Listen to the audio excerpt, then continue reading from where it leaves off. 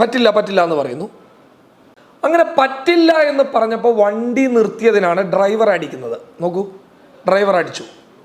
എന്തായാലും എന്റെ രാവൻകുട്ടി നീ ഇത്ര ചെറ്റയായി പോയല്ലോ. നോക്കൂ നോക്കൂ, നിങ്ങൾ ക്ലിയർ ആയിട്ട് മനസ്സിലാക്കണം, ഇത് അടിക്കുന്നതാണ്. സാത്താൻ പല രൂപത്തിൽ വരുന്നു.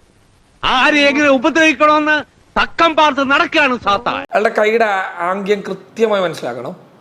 പറ്റില്ല എന്നുള്ളതാണ് ആംഗ്യം. ഒരു സ്ത്രീ അവിടെ നിൽക്കുന്നുണ്ട്. ആ സ്ത്രീ ഇങ്ങനെ വാപ്പൊത്തി ഇങ്ങനെ കരയുന്നുണ്ട്. ആ സ്ത്രീയോട് പെരുമാറുന്ന പെരുമാറലാണ് നിങ്ങളിപ്പോ കണ്ടത്. അയാൾ അതൊക്കെ ചെയ്യും. ഞാൻ അന്നേ പറഞ്ഞില്ലേ, ചിലരെ നമ്മൾ അണ്ടർ എസ്റ്റിമേറ്റ് ചെയ്യും. പക്ഷെ കാര്യത്തോട് എടുക്കുമ്പോൾ മനസ്സിലാവും ശരിക്കുള്ള നമുക്ക് അപ്പൊ പുറത്തു വരും. വോട്ടും സിമ്പതിയും പിടിച്ചു പറ്റാനാണ്. അത് കിട്ടിയതിന് ശേഷം അയാൾ ആരാണെന്നുള്ളത് അയാൾ കാണിച്ചു തരികയാണ്. എന്റെ ജീവിതത്തില് ഇത്രയും വാക്ക് പാലിക്കാത്ത ഒരു മനുഷ്യനെ ഞാൻ കണ്ടിട്ടില്ല.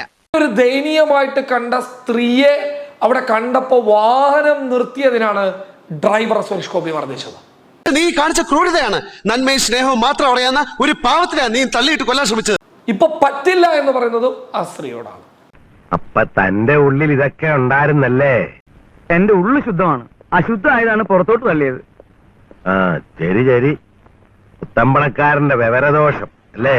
ജനപ്രതിനിധിയെ കാണാൻ വേണ്ടിയിട്ട് വീട്ടിലേക്ക് വന്ന ഒരു സ്ത്രീയോട് ഇത്രയും ക്രൂരമായി പെരുമാറുന്ന ആൾ നാളുകളിൽ ഇതിൽ കൂടുതൽ ചെയ്യില്ല എന്ന് നിങ്ങൾക്ക് പറയാൻ പറ്റുമോ? എന്തരാണെന്ന് അറിഞ്ഞൂടാ. മുഖത്ത് നിറച്ച് വിനയം വാരിത്തേച്ച് വച്ചാലും ഇടയ്ക്കിടയ്ക്ക് ഉള്ളിക്കിടക്കണ ഫ്രാഡുകൾ പുറത്തോട്ട് തള്ളി തള്ളിക്കാറ് വരും. ആ സ്ത്രീയുടെ ദയനീയത കണ്ട് വണ്ടി നിർത്തിയ ഒരു മനുഷ്യനെ ഇയാൾക്ക് അടിക്കാൻ പറ്റുന്നുണ്ട് എങ്കിൽ ഇദ്ദേഹത്തിന് എന്ത് മനുഷ്യത്വമുണ്ട് എന്നുള്ളതാണ് നിങ്ങളൊക്കെ ഈ പറഞ്ഞ് പ്രചരിപ്പിക്കുന്നത്.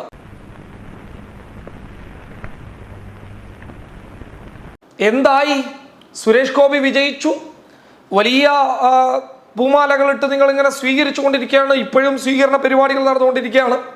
പൊന്നു മുതലാളി, മാപ്പാക്കണം, അബദ്ധം സംഭവിച്ചു പോയി. കേരളത്തിലെ ഒരു BJP കാരനും ആഘോഷിക്കേണ്ട, ഒരു BJP കാരനും ആഘോഷിക്കാനുള്ള വകുപ്പില്ല. എനിക്ക് എന്തായാലും നഷ്ടപ്പെടാനൊന്നുമില്ല. നഷ്ടപ്പെടാൻ ഒന്നുമില്ല, പോയി തൂങ്ങിച്ചവിടാ. അതാ അന്തസ്സുള്ളവൻ ചെയ്യേണ്ടത്. ഇത് വലിയ തിന്മയാണ്.